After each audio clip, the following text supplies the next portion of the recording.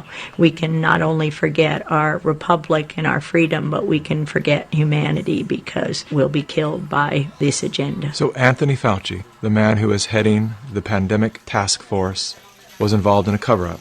He directed the cover-up.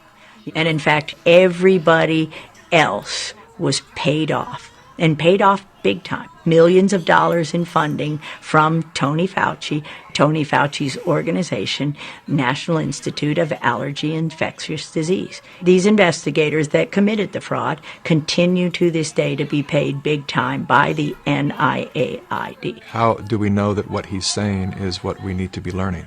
What he's saying is absolute propaganda, and the same kind of propaganda that he's perpetrated to kill millions since 1984. I would like to say to President Trump, repeal the Bayh-Dole Act.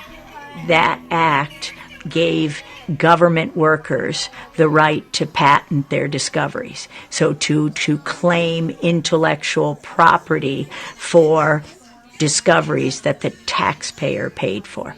Ever since that happened in the early 80s, it destroyed science. And this allowed the development of those conflicts of interest. And this is the crime behind letting somebody like Bill Gates with billions of dollars, nobody elected him, he has no medical background, he has no expertise, but we let people like that have a voice in this country while we destroy the lives of millions of people. When you see what the government has done, and that is that they took, quoting Dr. Birx, we've taken a very liberal approach to mortality. If my husband were to die, who has COPD, his lungs have fibrosis, his lungs would look exactly like somebody with COVID-19 theoretically, but he has no evidence of infection.